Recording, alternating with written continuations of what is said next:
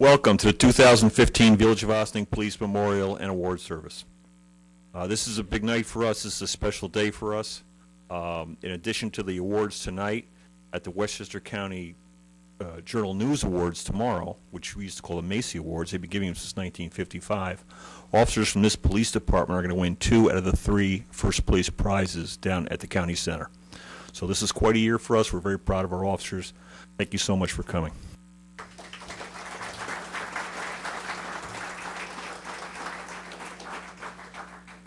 For openers, I'd just like to acknowledge the officers that put this together tonight.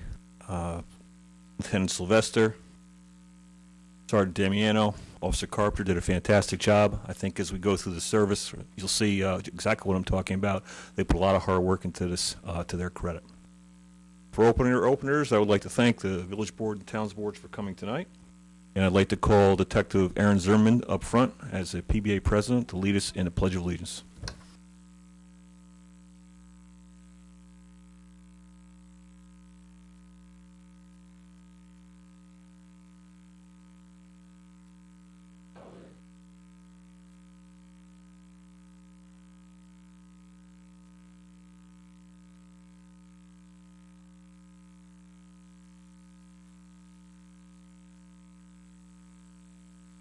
Thank you. Now a couple of opening comments from Chief Burton. As we said, we'll keep everything on short and sweet. Thank you for coming. It's nice to see an overcrowd going out the door. And just to be very quickly, I'd just like to introduce our Mayor, Victoria Garrity.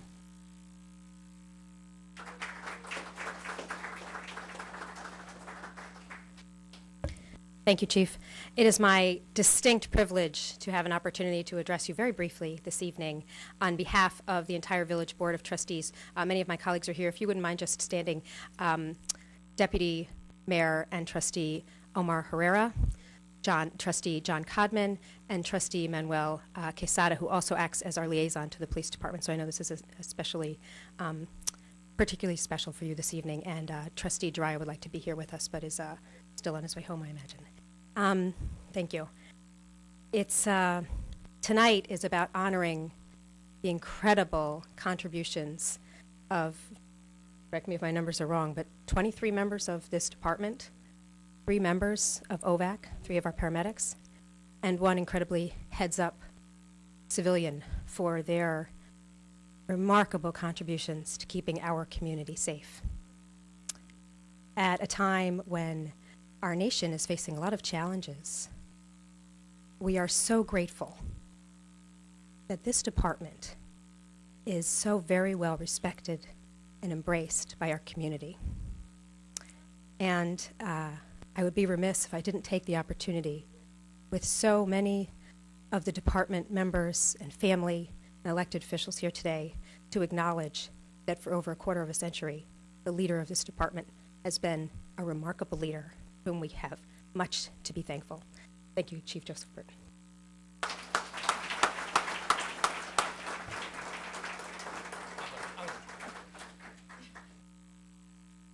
That last remark, we're not going to put to a vote. As everybody, I'm sure, knows, that January 1st, we became a seamless department with all of Ossining. And with that, I'd like to introduce our supervisor of the town of Ossining, Sue Donnelly.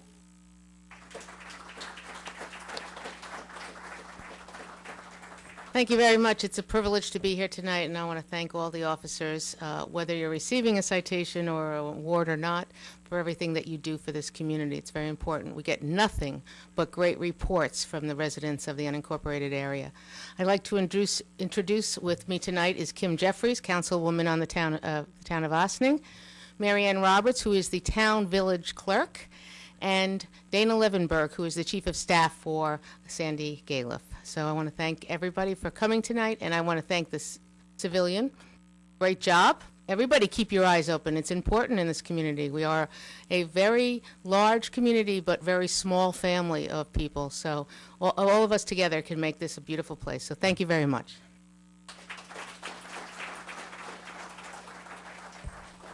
Now I'd like to turn this over to the captain, who will do the presentation of the awards, and I'll be back later.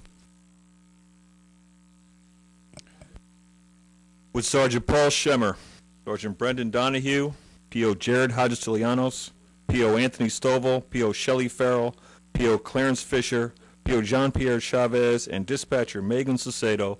Please step to the front.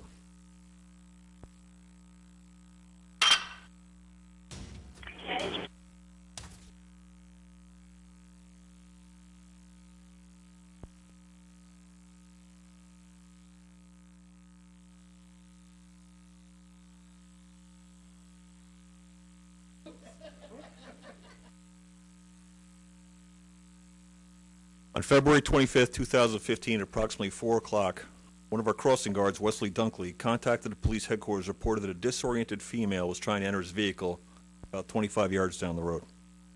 Officers Anthony Stovall and Shelley Farrell quickly arrived at the scene and encountered this disoriented female. Due to the extreme cold temperature, the woman's attire, and her apparent disoriented state, officers quickly drove the woman to the police headquarters for evaluation. While at headquarters, the woman consented to a preliminary breath screening test, which revealed a blood alcohol concentration of .30. That's almost 4 times the legal limit, and I believe there was also phencyclidine involved as well. The woman was becoming increasingly agitated and confrontational. As medical personnel were preparing to transport the woman to Phyllis Memorial Hospital, Officer Stovall overheard that this woman had a 3-month-old baby. Officers immediately began the arduous task of locating this infant. Sergeants, patrol officers, dispatchers, Sacedo pieced together small tidbits of information and in a methodical and diligent manner forwarded this information to patrolling officers. The child was subsequently found inside the mother's vehicle, which was parked in a parking lot at the intersection of Spring Street and St. Paul's Place. It was well below freezing at the time the infant was located. Without question, if not for the persistence, instinct, and good judgment of the officers and the supervisors involved in this case, this child would have been lost. This is a solid team effort that saved the child's life, and all that participated should be proud of their efforts. For the record, I looked it up. It was 17 degrees that night. There's no way that 3-month-old child would have survived if it hadn't been for these officers here. Thank you so much.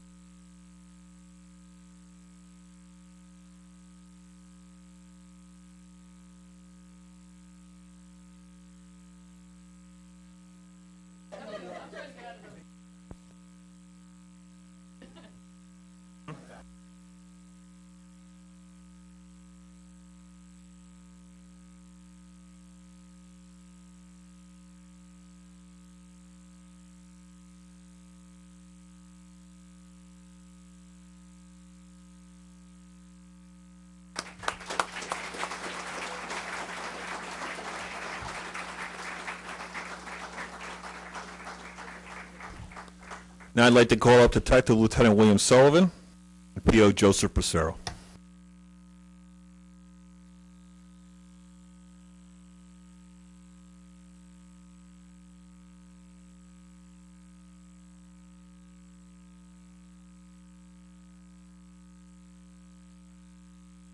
Officer Bracero is being honored tonight for making an arrest of a suspect who was committing numerous burglaries in the Ossining area, north end of the village of Ossining. And through investigation, it was determined that he was wanted in Binghamton in Broome County for commission of at least 10 burglaries there. Officer Bracero was on an MTA train on his way to work, and remember that a police information was put out describing a subject who was wearing bright blue sneakers. This was given to us by a witness who had seen him and was very specific about the sneakers that this subject was wearing. Officer Bracero called ahead to headquarters and confirmed that the subject, Timothy Bryant, was wanted. He had Croton police, Ossining police at the 2 train stations waiting for to see which stop he got off. Fortunately for us, he got off at Ossining. He was taken into custody without incident. Broome County police responded, and He was sentenced to 7.5 to 10 years in Broome County for burglaries. Outstanding job by Joe Becerra, and congratulating for a job well done.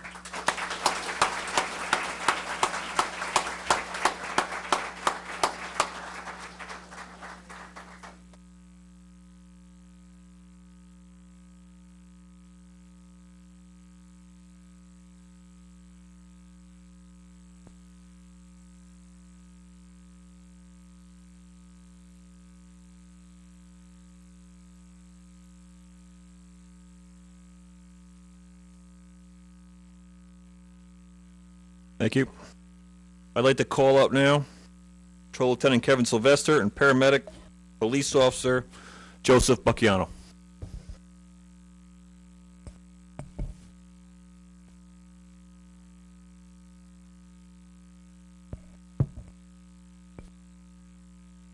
On November 23, 2014, the Ossining Police Department received a 911 call requesting medical assistance following a domestic dispute.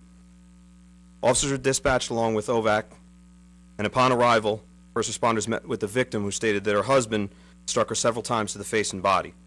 She reported to officers that her husband was in an upstairs bedroom and that he was armed with a handgun.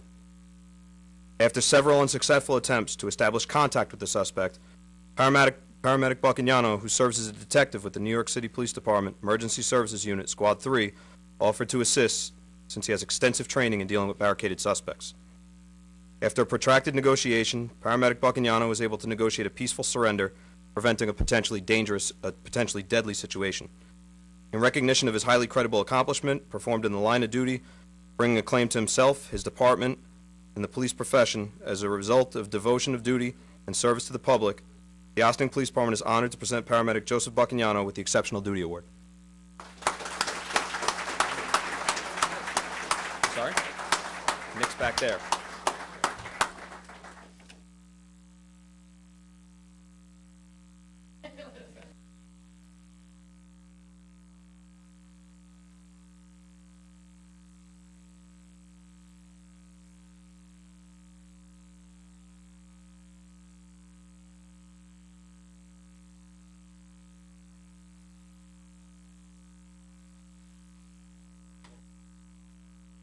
I'd like to call up now Detective Lieutenant William Sullivan, Detective Sergeant Jeff Giorgio, Detective Donald Farrell, Detective Jose Ferreo, Detective Reginald Armstrong, and Detective Aaron Zimmerman.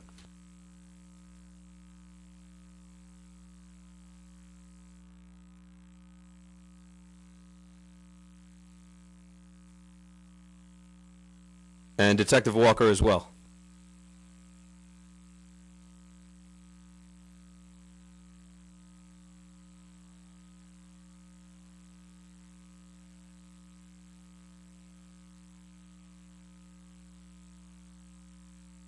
We're all here? All right. On Wednesday, August 27, 2015, the Ossining Police Department initiated a homicide investigation for the death of a 28-year-old man who was found dead in his father's apartment. Police patrol responded to the scene, and upon observing the deceased, Sergeant Tolvey and patrol secured the scene in order to preserve evidence. Detective Lieutenant Sullivan took command of the scene and assigned each detective a specific portion of the case to handle. Through countless hours of combined effort, Ossining detectives were able to develop leads which took them into New Jersey, resulting in the location of a suspect who was subsequently arrested and charged in the death of the victim. This effort and hard work went beyond the Village Detective Division. It started with patrol and included the appropriate response and assistance from numerous jurisdictions in New Jersey, as well as the Federal Bureau of Investigation. In recognition of this highly credible accomplishment performed in the line of duty, bringing claim to themselves, their department, and the police profession as a result of devotion to duty and service to the public, the Ossining Police Department is honored to present the Investigative Award to these detectives.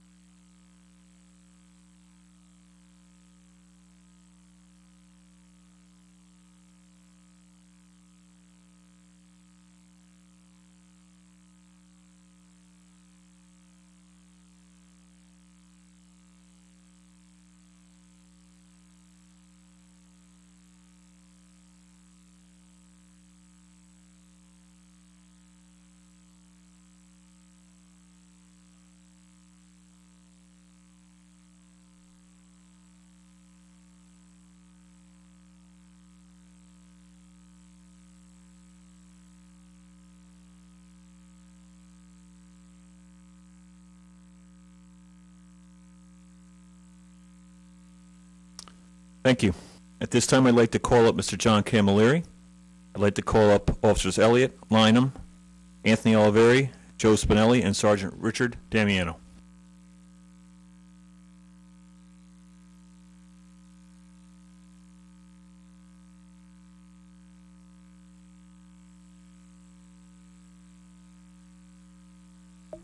At approximately 5 a.m. on August 24th, 2014, John Camilleri observed two or three males forcing their way into his neighbor's house. Mr. Camilleri immediately called police and described to Officer Elliott what he was observing. Mr. Camilleri stated that his neighbors had recently passed away and no one should be in the house. As Officer Elliott dispatched units to the area, Mr. Camilleri stayed on the phone, giving officers updated information as they were responding to the residents. This information was crucial for responding officers. Mr. Camilleri was able to describe the suspect's exact location, where they had entered the residence, and the location of the stolen contents. Mr. Camilleri also told officers that his neighbor was an avid sportsman and he believed there were guns in the house. With this information provided by Mr. Camilleri, responding officers were able to quickly form a tight perimeter and arrest the burglary suspect as he exited the house. Upon further investigation by the Village of Ossining Detective Division, our detectives were fortunate to recover all the stolen items, as well as 2 high-power rifles.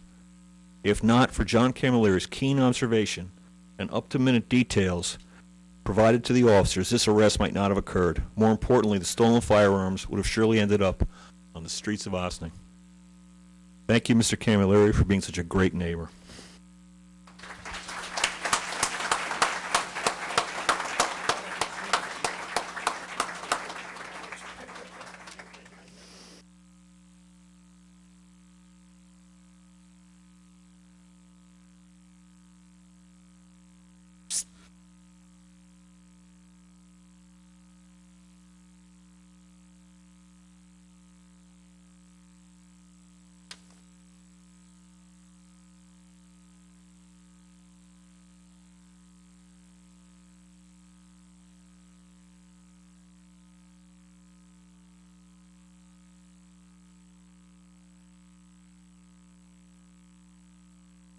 Thank you.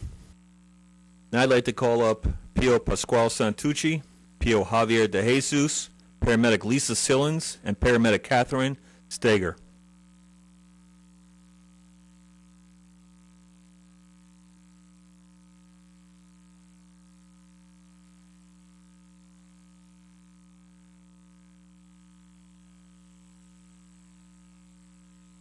I'm going to read you the description of the events, and then we're actually going to watch it. Thanks to Officer Carpenter and the officer's point of view cameras, we're going to have an opportunity to see this after we discuss this.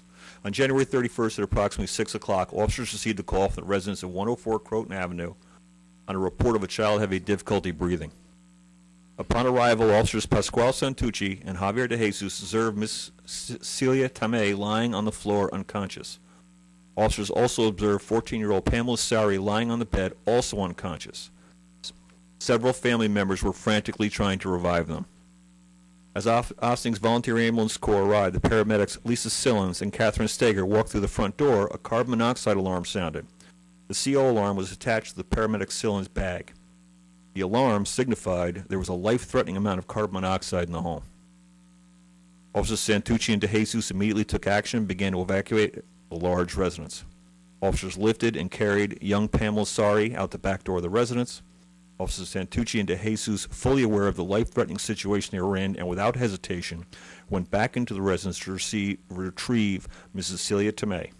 After officers were able to get both unconscious victims to safety, officers again went back to the residence to ensure nobody was left behind. A total of 10 family members were home at the time of the incident. If not for the quick actions and heroic efforts by Officers Santucci and De Jesus, an entire family could have been lost. Officer Carpenter is going to show us this video now. This is from the camera that was mounted on Officer Santucci's collar. You may not be able to.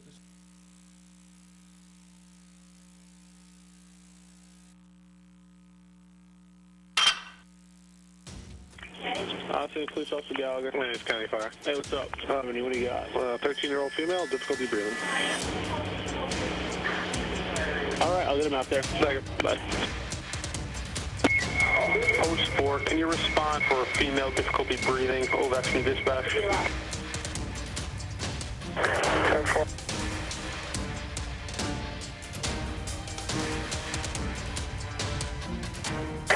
Post forward to 315. Start out ST for carbon monoxide. 10-4. They're being dispatched right now.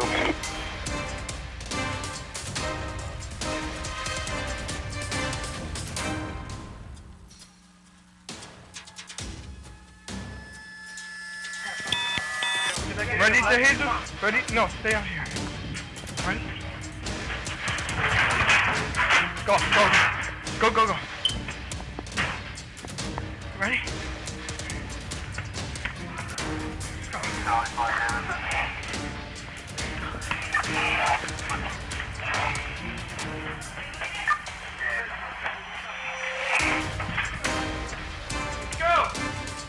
Come on, out. You gotta go, you gotta go. No, ma? Come on, come on, come on. Come on, buddy. Come on, buddy. Come on, buddy. Come on.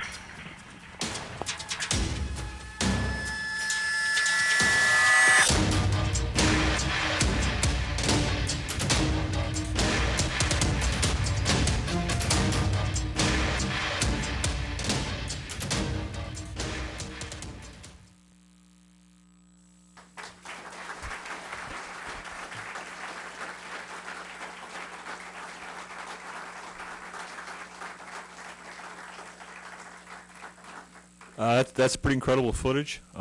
Amazing seeing it from that perspective. Gives us some small idea of exactly what they did that night, to their credit. I'd also like to point out that both officers had to be treated down at Phelps, as were the two folks they found lying unconscious at the time, but all are okay today. Thank you.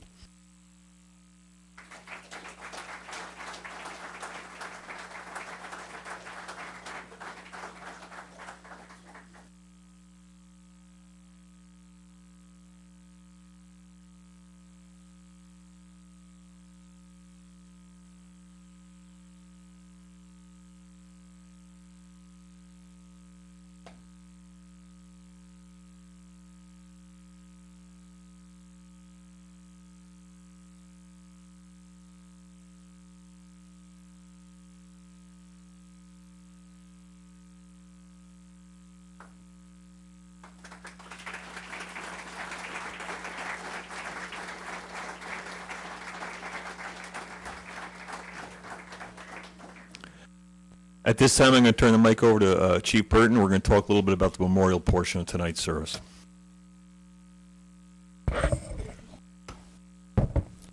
Okay, with that, a lot of those awards are edited. They're the Reader's Digest version. These things took a long time. The Homicide took a while. It was into Jersey. Things that were cut out of there was how they executed search warrants in Jersey and recovered about 1,000 bags of heroin for the departments in New Jersey. And the burglary, it got funny at one point because we had to open up the garage door. And if the burglar had been in the garage, he would have walked right by us. Because in the garage, I don't know, the year was 66? 75 bright orange Corvette, I'm sorry. 75 bright orange Corvette sitting there, and everybody went, huh? And I said, if the bad guy was there, he was gone. He was off. With this, I have to, Scott stole my thunder and it thanked a lot of people, but let me do it again. Sergeant Richie Damiano put a lot together, a lot of efforts into the awards and making up the awards. Lieutenant Sylvester's running around all day today, making sure that things got done.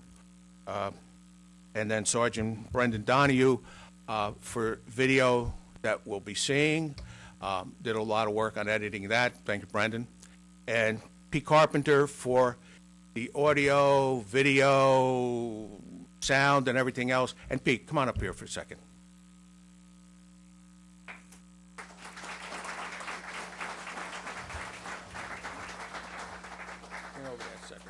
We don't have any awards for him, I don't think. Mayor? Come on, Sil.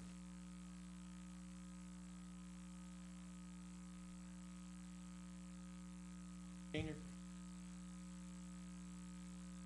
So, Chief has given me the very distinct honor of getting to let most of the people in on a secret that only a few people know up to this point. A little while back, the Chief came to trustees and I and said he would like to appoint Officer Pete Carpenter to become Detective Pete Carpenter. Interestingly, not as in an investigative role, but in acknowledgement of his incredible contributions, the information technology that has become so integral to the success of protecting all of us, connecting with our community, and his tireless efforts to make this department what it is today. Oh, I have something to read. Yes. To make this official, to let you know what this is, what the Chief is basing this on. In accordance with Statute 5711Q, Section 20 of the Unconsolidated Laws of New York, the Chief of Police may, from time to time, detail to detective duty as many members of the force as he may deem necessary to make the service efficient. And he may at any time revoke such detail. We want to make sure you heard that part. Police Officer Peter Carpenter, with the approval of the mayor, enthusiastic approval of the mayor and trustees of the Board of the Village of Ossining in their capacity as Board of Police Commissioners, hereby appoints you to the position of detective effective May 11th, 2015.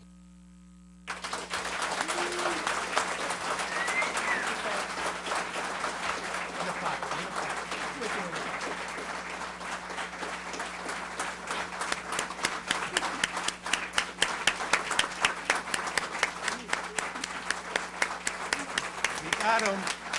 They got him. All day.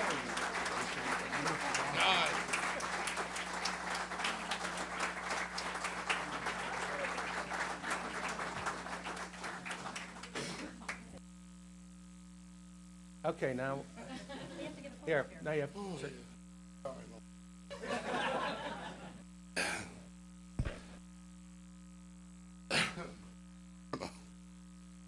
Thank you, and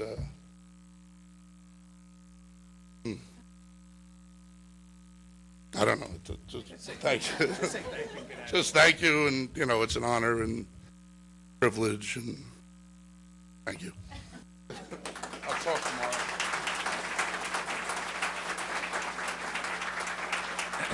Oh, I'm sorry.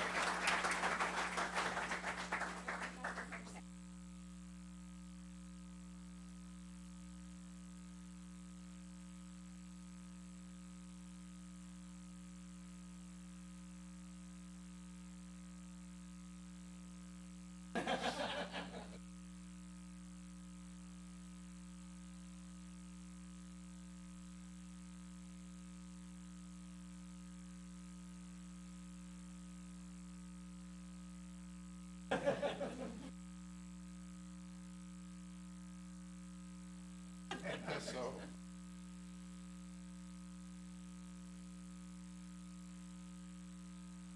hey, Elizabeth, come on. Here, come take a picture.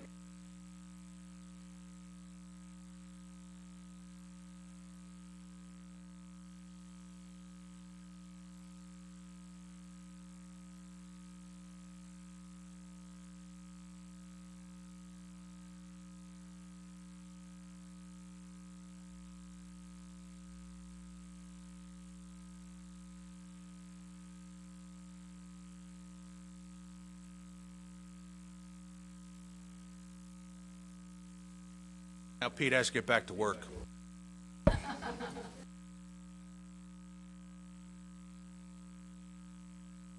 We got him.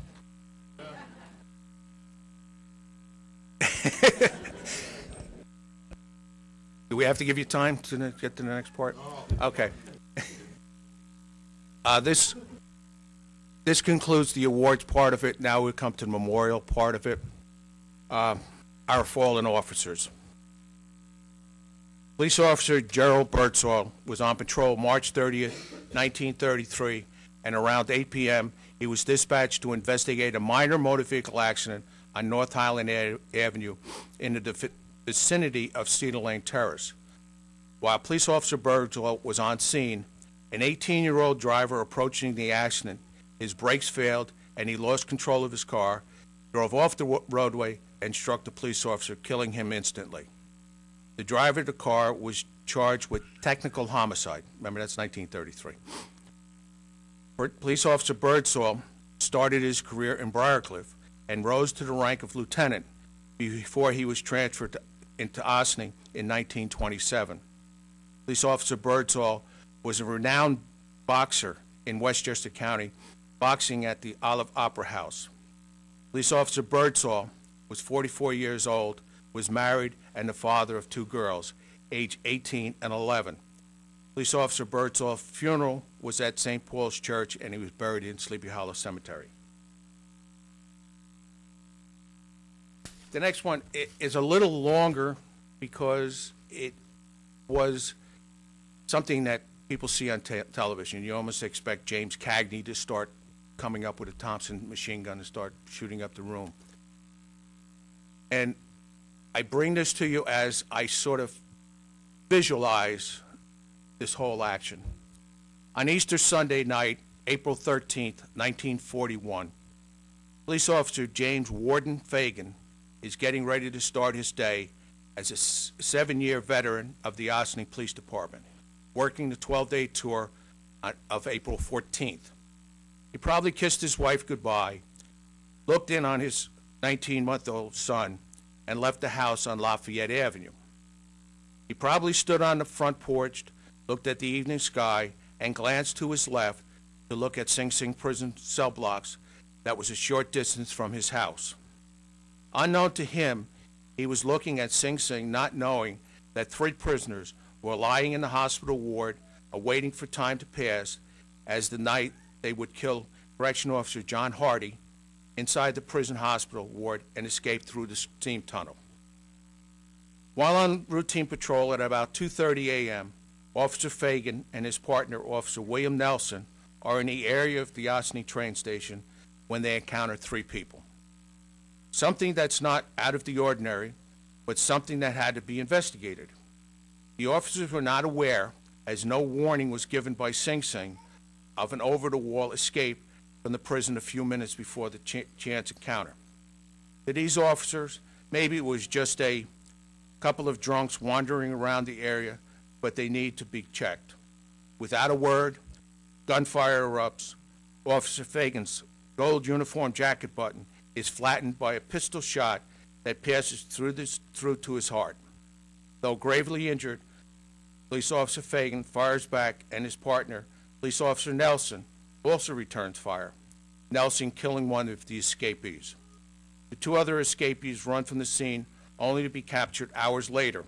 Police Officer Nelson lifts his bleeding partner into the police car, racing him to the Ossining Hospital, where he dies. The 2 escapees were tried for the murder of the correctional officer John Hardy, and in June 1941, you have to remember this started April 1941, now we're in June 1941, were convicted of first-degree murder. The 2 returned to Sing Sing prison to the death house. June 1942, they were executed in an electric chair. Escaped, captured, tried, convicted, sentenced, and executed in 14 months. On April 17th, a funeral was conducted for Police Officer Fagan. According to news reports, the funeral left Officer Fagan's home on Lafayette Avenue, led by 65 motorcycles, an honor guard on the side of the hearse, and hundreds of police officers who marched to the old site of St. Augustine Church, about 1.33 miles. After the solemn mass, they proceeded to St. Augustine Cemetery. Mrs. Fagan lived in the same house overlooking the prison until 2 years before her death in 2003. She and the daughter of Police Officer Birdsall were able to join the village in September 2000 when the police headquarters and the court facility were named in memory of both officers, the Birdsall-Fagan Police Court Facility.